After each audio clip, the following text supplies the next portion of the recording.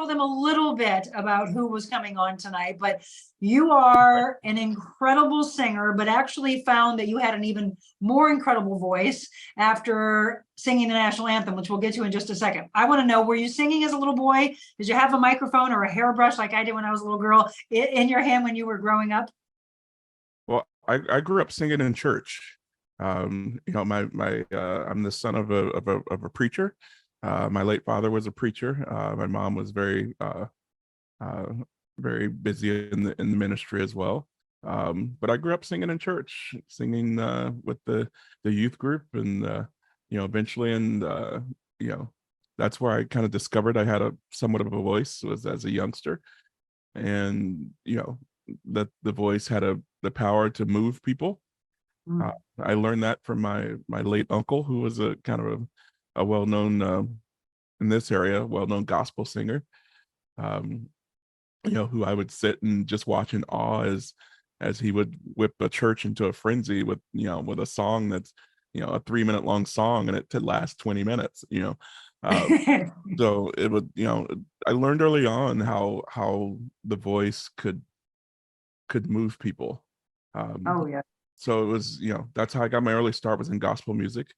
And you know, and then in middle school I joined the school choir, because that's where my friends were, and that's where I wanted to be, was with my friends, not because I wanted to be in choir, but it was there that I, you know, just kind of stayed in the shadows a bit for a while, for as long as I could, and through middle school and into high school. And it was at some point in high school that my music teacher heard something in my voice and kind of pulled me aside after class one day and said, you know, have you ever heard of opera? You know, no. And, so she hands me a piece of sheet music and a cassette tape and asked me to bring it home and listen to it and see if I could learn it. And I did, and I've been hooked ever since. What was that? It was a piece called Una furtiva lagrima, which means a furtive tear, and it's from an opera called The Elixir of Love by Donizetti. And it was she gave me that piece of music and a recording of Luciano Pavarotti singing it. And I love him. I was hooked from that point on. If you had to choose, are you a bigger Pavarotti fan or I love Andrea Bocelli? Definitely Pavarotti. Really? Okay, why? Yeah. He's you know, in the boxing world they have what they call the undisputed champions. He's the undisputed champion of tenors. Okay. It's Okay. You know, the voice is instantly recognizable, no matter what he's singing. And he's just such a charismatic individual that, you know, you couldn't help but love him and love everything he did. Absolutely. So again, you get it introduced, somebody sees something in you. That's the thing that I really love, is when people believe in us. Someone sees something, they want to pull that passion out. They want to take you on a path that maybe you're uncomfortable with. And then all of a sudden you're like, wow, and it connects and attaches to you. So where did you go from there? She wanted me to learn this piece of music for what we have in here in Missouri, which is called solo and ensemble competition, where you would take bits of music, band students, choir students would take music and prepare it to sing before a judge on a district level. And if you receive a certain score at district level, that gives you the ability to take it to the state level, where you would then go before a different set of judges, who would then rate you on from 1 to 5, you know, excellent to whatever. So it was basically, we learned it for that purpose, and I studied it and learned it, and we took it to the districts.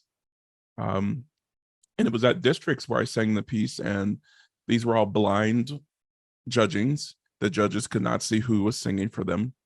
We could not see the judges. And we went in, and my teacher and we sang my 2 songs, including the Una furtiva lagrima, and we walked out of the room. And as we were walking a bit up the hall, the door of the room flings open, and the person who I'm assuming was at the time was the judge, which I now know was the judge, is standing at the door.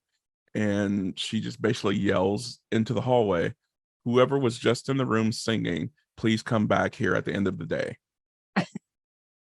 And, you know, so we kind of looked at each other, and I think she meant us, you know. And so we went back, and after she had submitted all of her scores and stuff for the day, and was released of her judging duties, she wanted to sit down and talk to us. And she's the one who introduced me to the person who would eventually be my first formal vocal teacher, and also to the school where I ended up going to college. And then you go to college, and I've looked at you. You've had a storied career, but the career, and one of the messages I really wanted you to drive home is this next part. So you go along, and I've seen different awards you've gotten. I've seen the different aspects of where you've sung. But what I want to come to is where you stop. And if you are so passionate, and you have people that are behind you and believing in you, and you've got this beautiful voice, and you're just having it form more and more and more, it comes to a screeching halt, because as you start to look into different aspects and you're trying to get different parts, what happens to you? Well, you know, I was on the same path as most of my colleagues, after school, doing the young artist circuit and doing auditions, and my apologies for all the different background noise that's going on right now. Not at all. But you know, it was in that process where there became a pattern of me I was constantly praised for my voice, but then there was always come the but afterwards, and it was usually always something to do with body size or body weight, or not necessarily, you know, them thinking I may not be a believable character on stage, or them thinking that because of my body size, I can only play a comedic character on stage to make people laugh. So it became, you know, after several years of dealing with this, of being relegated to kind of secondary roles in smaller regional houses and things of that nature, when I knew I had what it took to be singing and should be singing leading roles. Just be it took all of the joy out of singing for me. Absolutely. And I made myself a promise early on that if this ever stops being fun, I'm going to do something else. And I remember in the last contract I sang, we were in the middle of rehearsal, leading into the week before performances, and I looked around and I said, you know what? I'm not enjoying this anymore. I you know, I didn't have the drive. You know, I had recently also lost my grandmother around that time period, who was one of my biggest supporters. And so I was, you know, I was already dealing with that. But it just, you know, it came to the point where I was like, okay, it's time to hold true to the promise I made to myself. And I walked away. And that was what year? Hmm? What year was that? That was into the late 99, early 2000. And sort so of when 99, yeah. So Limmie, when that gets taken away from you, and I know you said it wasn't fun anymore, but do you feel a void? Because you had such a passion. You had people believing in you, and then you have people body shaming you. And it has nothing to do with your vocal talent. And you're looking at the world saying, why are you so against me? Of course, you're going to feel the weight of that burden on your shoulders of, this isn't fun. You know, why are people not believing in me? And you're making a decision to possibly being away from it forever. Yeah, there was a bit of a void. You know, initially I said, you know, maybe I'll take 6 months, you know, because a lot of the things they were saying, oh, you know, you have such a wonderful voice. Why don't you come back to us when you've lost 50 pounds, or, you know, something of that nature. So I said, maybe I'll take 6 months and see what happens, and we'll go from there. But that 6 months turned into 12 years, as life just kind of happened. You know, I was still based here in Kennett. I ended up eventually moving to St. Louis, where I worked. A friend of mine, one of my sister's best friends, got me a job in her company at a collection firm. So I started working in collections, and Then of course they loved it. They were like, he's gonna bully him. but it was, I was not your typical collector. I couldn't, I wasn't one of those people who could call and just berate people on the phone and be like, pay your bills, pay your bills. Exactly. But I was surrounded by those people who were like that. It was Yeah. constantly, so my supervisor would come over and she's like, I just want to make sure you're actually talking on the phone because we never hear you talking. I was like, yeah, I don't scream at people like some of these other people do. I call and I talk to people the way I would expect someone to speak to me if they were to call me. See, that's because you've always had respect in you.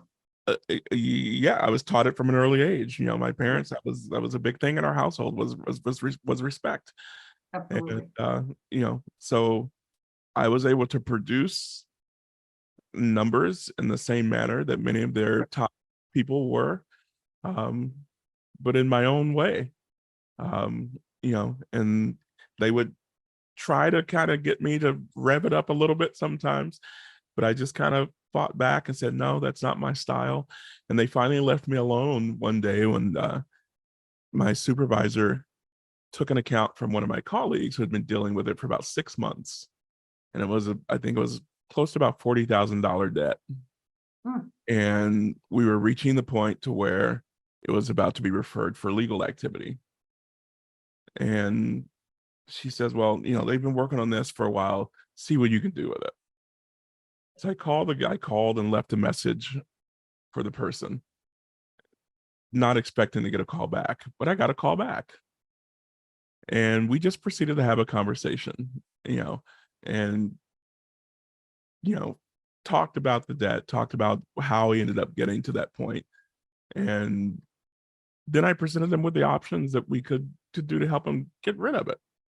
And, you know, I wasn't expecting to get anything out of it, but at the end of the conversation, he says, you know what?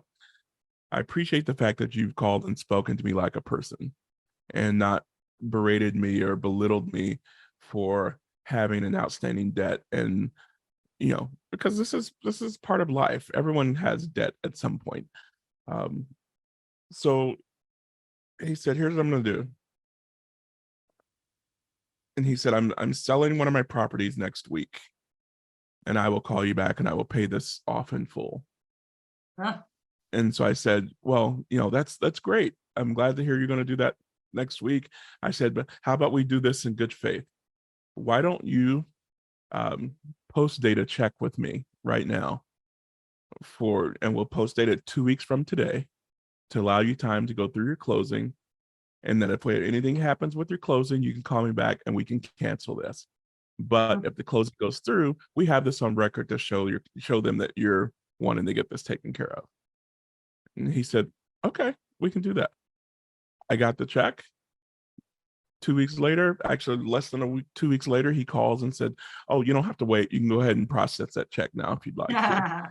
I love it. And from that point on, I never had any more issues with my supervisor and my style of collecting.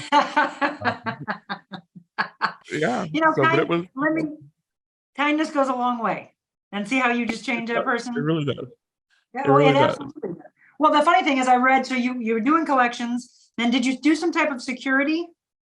I did. I went in after leaving collections, and I ended up working for Clear Channel Entertainment, Okay, yeah. who's now known as Live Nation, who ran concert venues and the amphitheater in the St. Louis area. I worked for them for several years, and eventually that led to me starting my own firm in St. Louis. And we were, it basically came about because we were, as a staff from Clear Nation, we were doing outside events, but they no longer wanted to take on that liability. And so my boss called me in one day and said, if you were to start your own company, we've got quite a few contracts that you could probably just pick up from us right away. And I wouldn't be mad if you were to kind of cotton pick through our staff for people you'd like to have work for you. They're already licensed. We've already paid for their licensing. All they'd have to do is go down and get a license in your company's name, and you'd be ready to go. And I was like, okay, that sounds like a pretty good deal. So I started my own firm with a couple of friends, and within a week of our formation, we had some of the largest contracts in the St. Louis area, doing the security for the Mardi Gras parade. We did the security for the Cardinals victory parade during their last World Series win.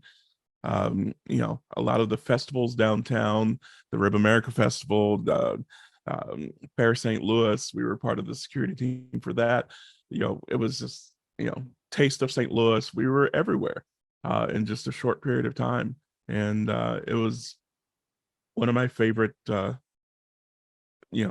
times was during those years of doing that. And it was always something I'd been interested in as a kid. I had been sort of obsessed with the Secret Service and that type of security. And here we are having the opportunity to do the same thing with these special events. And we were also doing security for some of our celebrity clients and concert tours and things of that nature. So it was a lot of fun to still be involved in entertainment in some form, but not having to be the one center stage.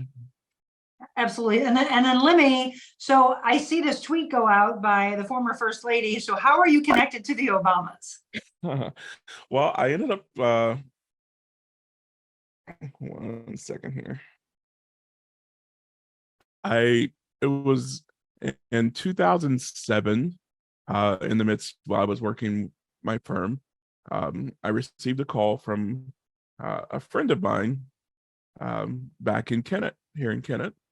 And she said, I've got a phone call from a friend of mine, and they're looking for field organizers for a presidential campaign.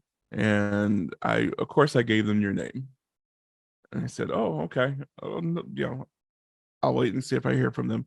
At the time, I was in the process. I was volunteering for Hillary Clinton's campaign at the time. Okay.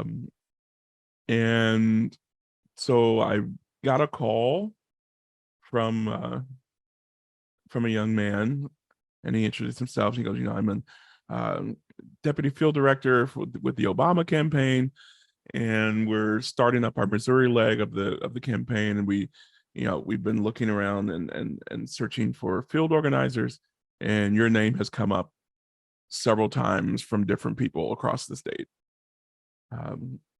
He said, how would you be interested in working for the Obama campaign? I said, I really don't know anything about the guy. But you do realize I'm a Hillary supporter, right? And he goes, yes, we do. Yes, we do. He goes, and that's part of the reason why we want you. And so I said, okay, as long as you're cool with that, I can go along with it. And I agreed to join the campaign, got to know more about then Senator Obama, and was just blown away with him as a person. And had the opportunity to work here in my home area to help get him elected. I oversaw the field operations for 5 counties in southeastern Missouri, in the Boot Hill. And it was just a great moment to be able to share with my parents and my late grandmother's closest friend, who was able to vote for him twice, once at the age of 100 and again at the age of 104. Oh my goodness. Wow, that's incredible. To share that experience with them, and to it was pretty awesome. But that was how I got connected with the Obamas. I never had opportunity to meet them. I've never been in the same room with them or spoken to them. So this tweet and the Instagram posts and Facebook posts from Mrs. Obama came as a complete surprise, a complete shock. I actually didn't believe it at first. I woke up that morning, and a friend of mine who I'd gone to school with sent me an inbox message, and it was just a link. You know how sometimes you get these random links in your inbox, and I'm like, I'm not clicking that. It's a hack. I'm not going to click that. And I said, so I sent him a message. I said, I think your security might have been compromised. You might want to change your password. I'm getting these random links from you. And he's like, no. I sent that. You need to go see it. And I said, what is it? He goes, okay, just go to Twitter and type in Michelle Obama. So I went and I typed in her name, and I'm looking through her timeline, and next thing I know, I see my face and a message that she had typed with my name in it. And I'm like, wait, what is Michelle Obama just tweeted my New York Times article. They had recently did a feature on me in the New York Times. And she had chosen me as one of the people she wanted to highlight as part of her Black History Month celebration. And so I was completely shocked to see this there. Yeah. And then within a couple of minutes of seeing it, my phone started dinging with text messages and other from family and friends and people I hadn't heard from in years. And then I look and I see this extensive post that she had written on her Instagram and Facebook pages. Tell us about the whole national anthem story. I was working on the campaign, and I was doing a couple of events, and we had a few surrogates who were coming to town. And usually when we had surrogates from the main campaign come in, we'd like to, add a little pomp and circumstance to the event, and throw in the national anthem and do some other things. And so I had invited a local beauty queen who I'd known and had during the year or two where I'd worked in the school system with the choir program, had her in music class, so I knew she could sing, and invited her to come and sing the national anthem. Well, about 45 minutes before the event started, I get a call. I don't think I can do it. I'm too nervous. I can't do it. I'm not in front of that big of a crew. So I was like, okay. So I went to my boss and I said, okay, we're gonna have to nix the national anthem. She called, she's got cold feet. She doesn't want to do it in front of an audience. And at first he was like, okay, cool. And then about not long after, he walks up to me, he comes and stands next to me, and he's just like, didn't I read on your resume that you used to be an opera singer? And I said, yeah. He goes, well, why don't you sing the national anthem? I said, well, it's been at this point about 7.5, 8 years since I'd sung in front of an audience and sung in public. So, I was not practiced. I had not done much of anything. So I had no clue what would come out sound wise of my mouth. But he left me little choice. And so I ran off to try to find a key that I could sing this in without embarrassing myself, without it being too low or too high. But it's a difficult song to find that type of key in, because the range of the song is, it's more than an octave in range to sing this piece. It's more difficult in some of the operatic repertoire that I sing. So I found a fairly comfortable key and went about and sang it the first time. It wasn't that great. But it was enough to make me that I was starting to realize that something about my voice had changed in those few years that I hadn't been singing. In what way? The voice had matured. The timbre of the voice had changed, and it become a darker tone, or as some people say, more burnished in tone. And so that kind of piqued my interest. And then I had a second opportunity to sing the anthem at one of our staff retreats during the campaign.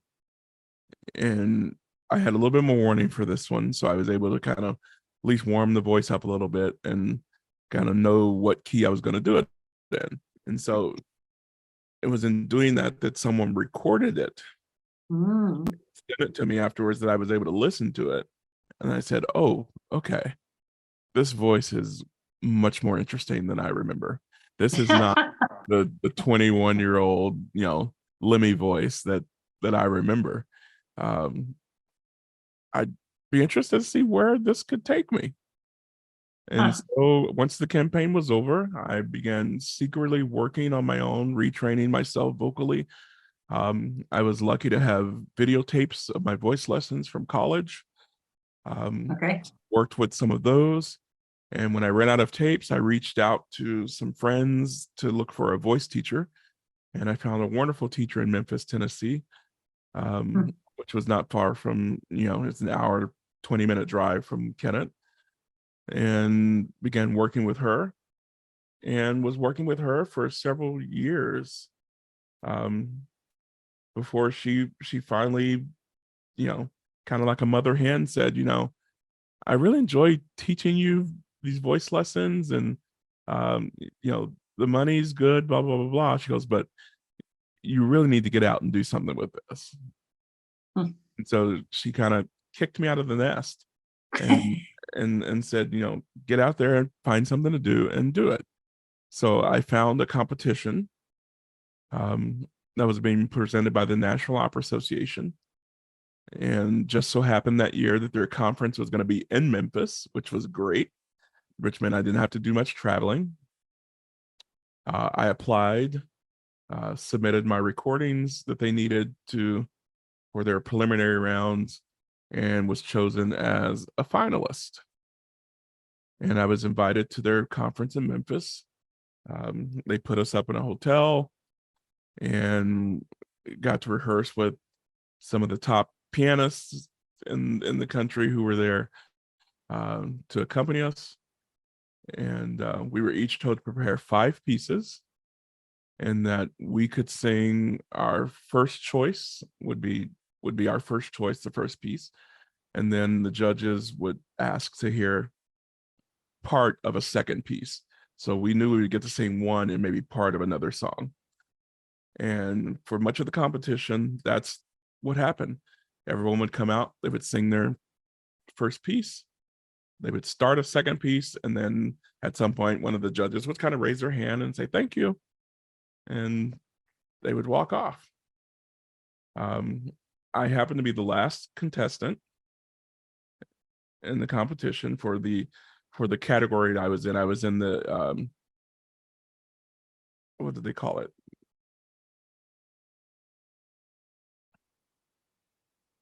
It was kind of like for artists who were kind of on the cusp of their career, basically. Okay. So I sang my first piece, and it went really well. Was happy that it was with how it went. The judges picked their second piece, and I started singing the second piece. And I'm singing and singing and singing and waiting for that hand to go up. Exactly. When's the gong show going to take me off stage? I'm like, I'm okay. I've sung enough. I'm ready to get off the stage now, And then the hands never went up. So I sang the entire second piece.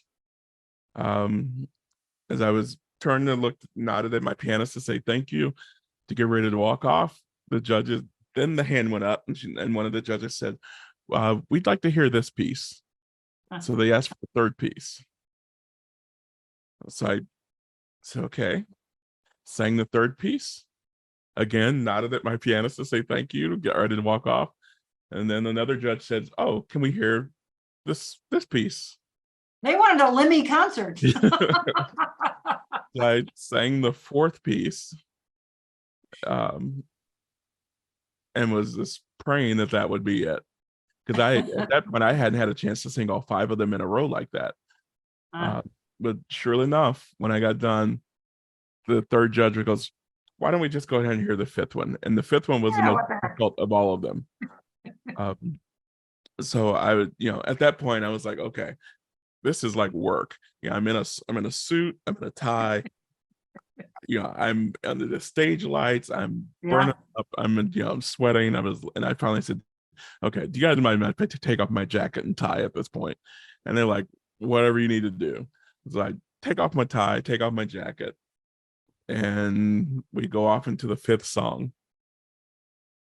And I sing the entire 5th song and grab my jacket, my tie, and I walk off the stage. And the other contestants were all sitting backstage, and a couple of whom were friends of mine. And they looked at me and he goes, well, we know who just won this competition. Exactly. And One of the things that is going to resonate right now with a lot of you ladies. So this may be the emotional side. So Limmie goes through and picks up, gets back into singing, and his path takes him, to some really incredible things. When Carl wrote me and said, I know you're going to want to talk to this guy. This is a good friend of mine. Limmie actually did just sing at his father-in-law's funeral, and he had just passed away within the last couple of months. But he sent me a text and he's like, you got to hear this guy. And so he started sending me things, and I was like, absolutely. So Limmie and I talked, told him I wanted to come on, did not know this particular piece. I was just so excited for him to say, oh my gosh, okay, here's the storied career, and then it gets taken away, and then all of a sudden it goes even higher, and then Carnegie Hall. Tell me about Carnegie Hall. As I'm excited to hear the high wave of Carnegie Hall, he tells me what happens right before that. Tell us that. well, and even before Carnegie Hall, the last year was for me was filled with many professional highs, but extreme personal lows. Mhm. I was scheduled to make my debut with the Cleveland Orchestra, which is one of probably the best orchestras in the world. Definitely one of the top 5 of the best orchestras in the world. I was set to make my debut with them in, I think it might have been May of last year. And so right before, within the 2 weeks beforehand, I came down with COVID. After avoiding it for 2.5 years. And then on Mother's Day of last year, my father passed away unexpectedly. And so, in planning for his services, it basically required, because my family was pretty adamant that they wanted me to still go to Cleveland for this debut.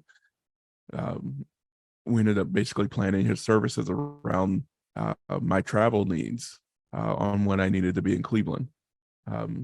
So we, had his services, and within 2 hours of the funeral being over, I was in my car driving to St. Louis to catch one of the last flights that could get me to Cleveland on time for the rehearsals.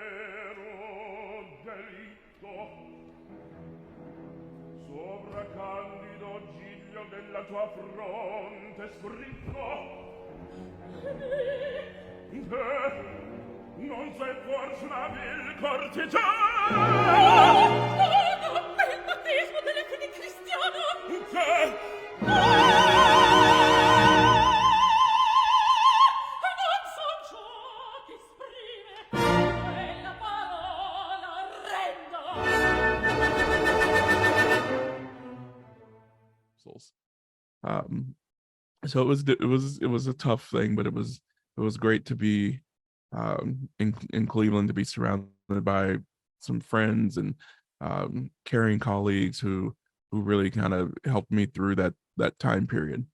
Um, so we go into um, from Cleveland to a debut with the Philadelphia Orchestra, um, and then I get invited to be an understudy or a cover, as we call it in opera, at the Metropolitan Opera in New York.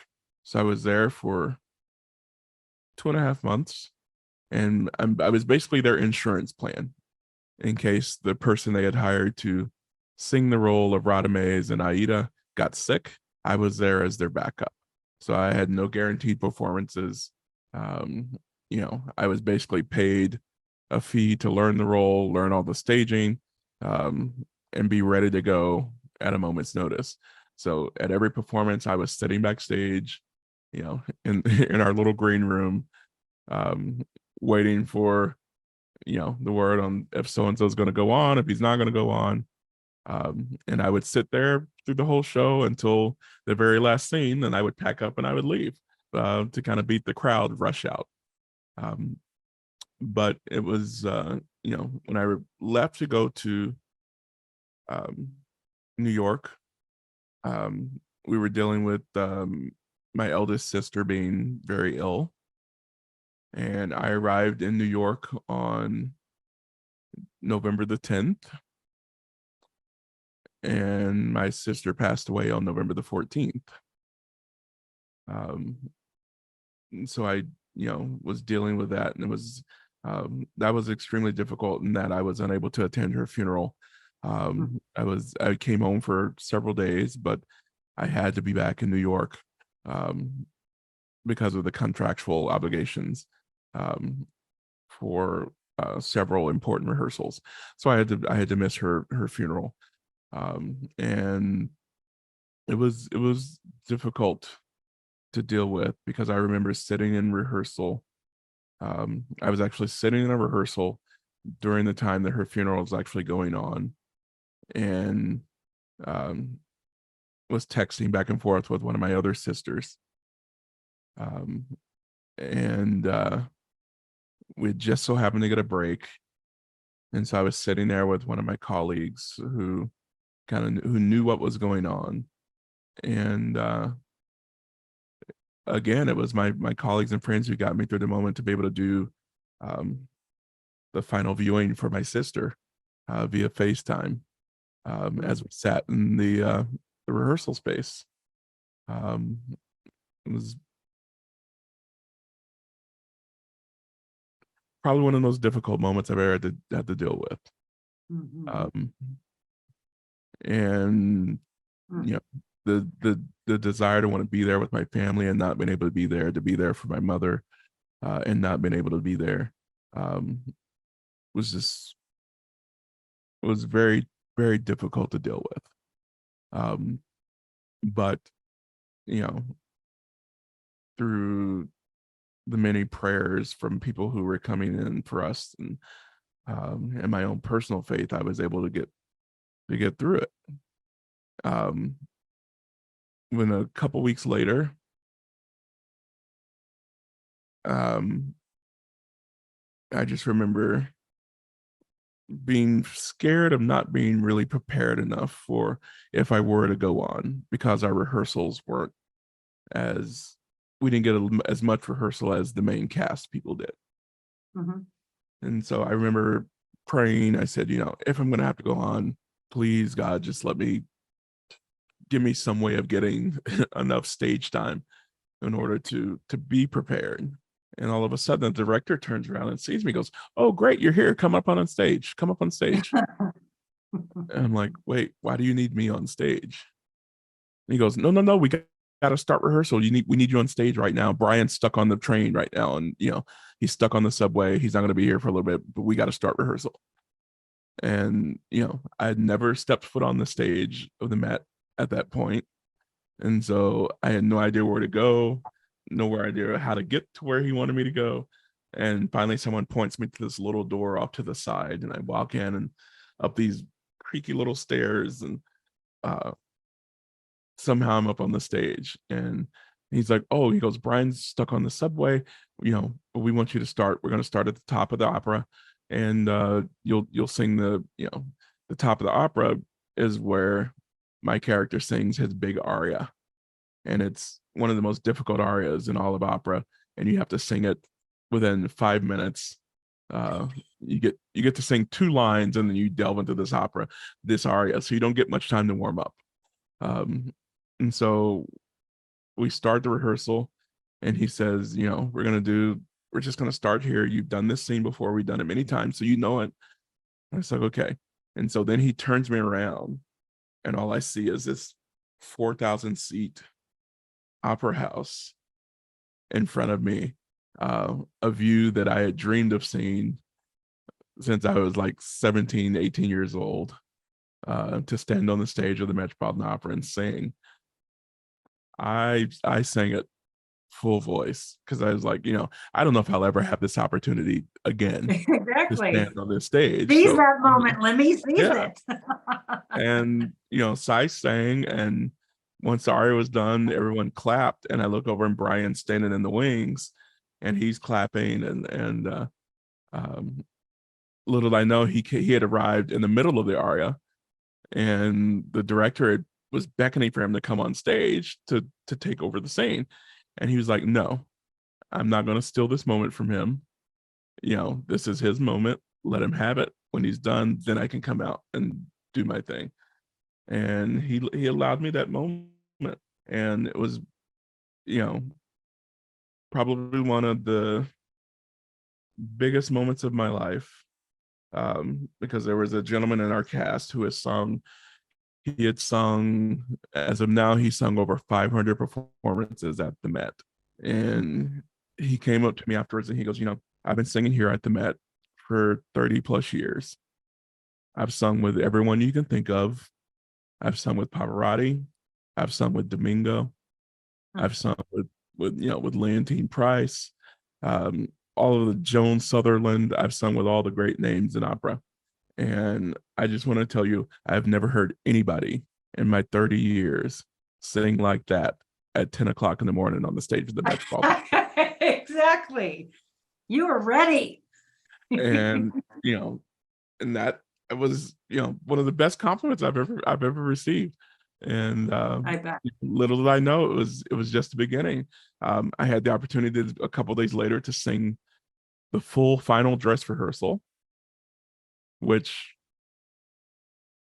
I'm still shocked that actually happened, because the Brian, the tenor, came down with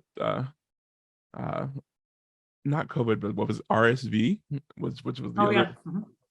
He had a case of RSV and had to back out of that. So I had prayed for this time to have on stage if I needed it to be able to go on.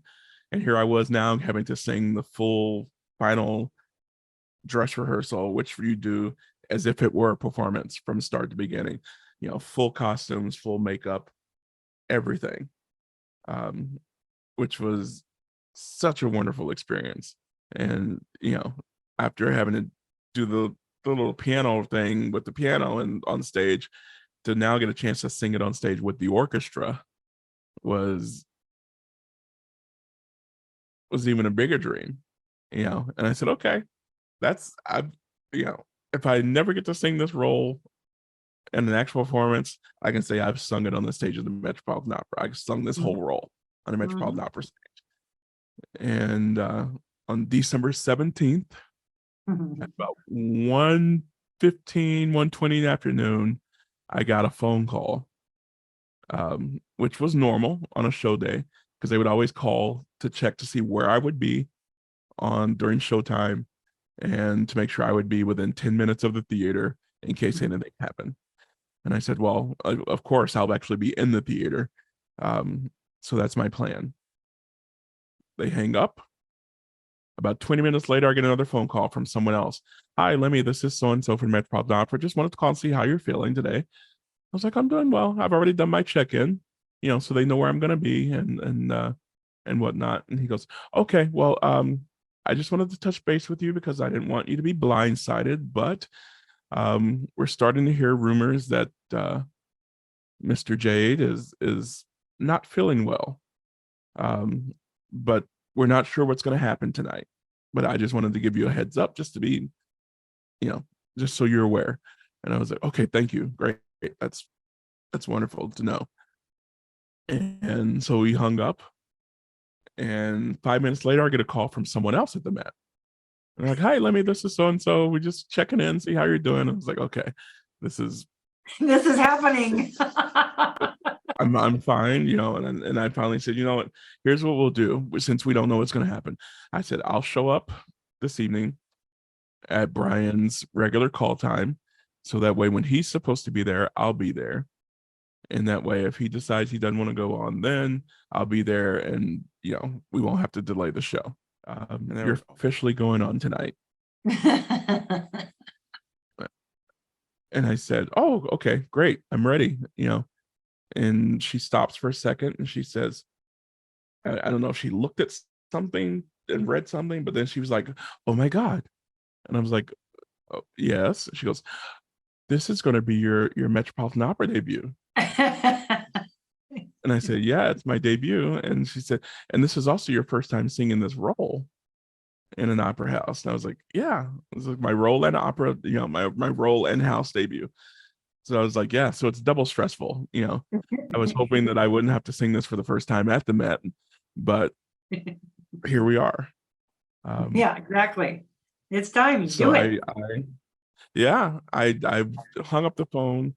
I immediately said a little prayer. I called my mom and told her what was going on and explained to her, and she's like, what do you mean? I was like, I'm singing at the Met tonight. I'm gonna make my and I was like, I need you to call everybody else, all of my siblings. I'm the youngest of 10 siblings. Wow. There were 5 boys, 5 girls. And I said, I need you to call everybody and tell them what's going on.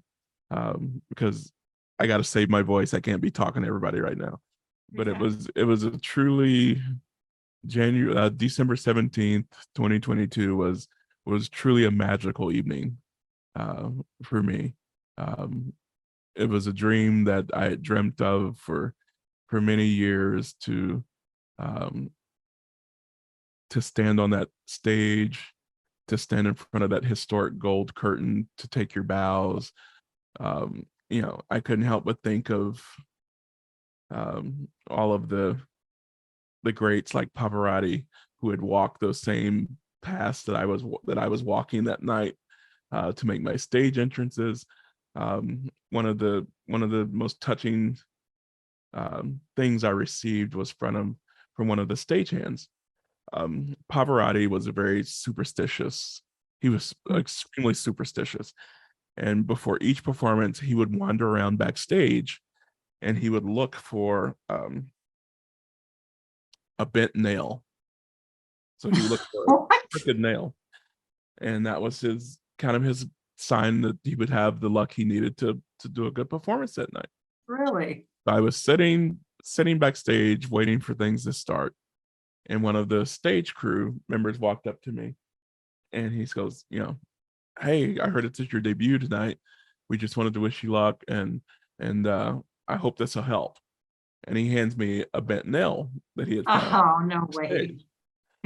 And I just kind of looked at it and smiled, and he goes, do you know the significance of this? And I was like, yeah, I'm very familiar with the significance behind this, and you have no idea how much it means to me, because so I got that one at the beginning of the opera. About halfway through, some of the chorus members brought me a second bent nail that they had found.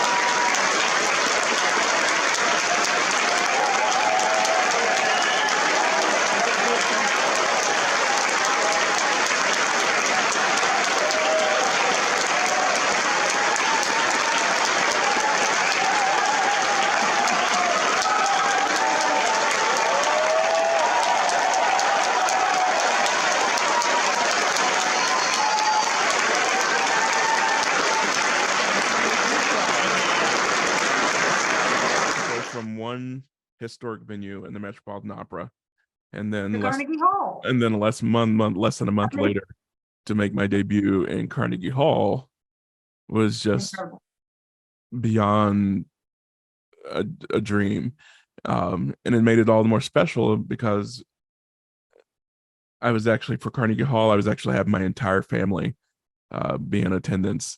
My mom, all my siblings, some of my nieces and nephews, and some extended family members, and it was just, yeah, it was a really to think that, you know, these are places that I'd only dreamt of singing in, and to show up and see your name on the board out front, and then, you know, on the marquee, and it's just, yeah, I you know, and so we're still onward and upward from there. You know, there's still many more dreams to fulfill. And Yes, there are. Yeah. Well, and see, and this is why, ladies, I wanted to bring Limmie on. And I know so many of you see other people doing things, and then you look and think, could that be me? And many times, Limmie, what happened to you? People will let that steer the rest of their life, and they will let somebody have power over them. They'll let them squash them. They'll tell you, you're not good enough. You know, you're too fat. You're ugly. You're not right for this. And then someone believes that. And that forever, either as a child or as an adult, or they get the two double whammies that they're constantly told, you're not good enough, you're not good enough. And you find your way back. God was guiding you. Did I read somewhere that you just became just overcome with emotion and just feeling them there with you? I did. It was one of those moments where, during the bows at the Metropolitan Opera at the end of the night on December 17th, when we came out for our bows, and then when I came out for my solo bow, it was at that moment that I just, you know, as I looked out into the audience and everyone was standing, it was at that moment that I couldn't help but think about how proud my dad and my sister would be, and it just, the emotions that I held back for so long just get, you know, just kind of begin to overflow. Absolutely. Right there on the stage. And, you know, and it's one of those moments where, you know, as artists, we're always allowing ourselves to be vulnerable in front of the audience. But this was probably my most vulnerable moment ever. But it wouldn't have happened if I hadn't taken that time away from singing. When I first started singing again, I looked back on that time as kind of a wasted time. But the more I thought about it, it wasn't wasted. Because during that time, I actually learned that I am enough, and that no matter what others may think, I know what I'm capable of, and that I learned to love myself during that time. I love And it. beforehand, when I would go into a room to audition for people, one of the things I realized is I was walking in already with a mindset of defeat, because I knew that discussion of my body size was going to happen, and it was only a matter of time. And so I wasn't walking into a room with the confidence that I needed to be successful at that time.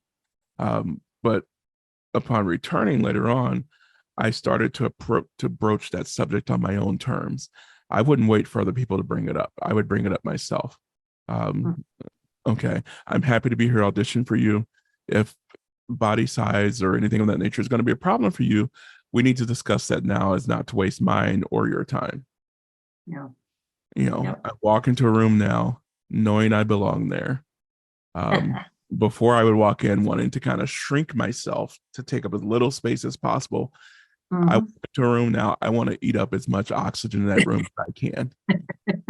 You know, if You're I'm larger than life now. yeah, if I'm in a good mood, I'll save enough for you to survive over there in that corner. But otherwise, this is my room. This is my stage. I belong here, and there's nothing you can say that can tell me any different. Yeah. I'm just so thrilled of the course. And again, ladies, if you're faith-based, you have to see God's hand in this and the way the shifts and the patterns were and how he gets brought back. And some people don't get brought back. Some people don't ever believe in themselves. The most powerful thing he probably said was, I am enough. But will you sing a little something for us? Oh gosh. See, I want to put you on the spot. God bless America, land that I love. Stand beside her and guide her through the night with a light from above. From the mountains to the prairies, to the oceans wide with foam.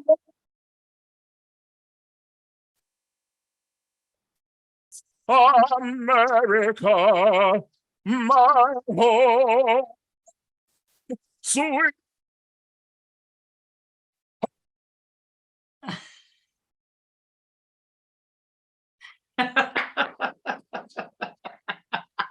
Look, and I put him on the spot. We did not rehearse that. But see, what did you say? You always have to be ready. You never know when you're going to get the chance. Yeah, you gotta stay ready. You don't have to get ready. That's right. You got to grab the bull by the horns and go. Limmie, thank you, thank you, thank you, thank you. And what an incredible story. And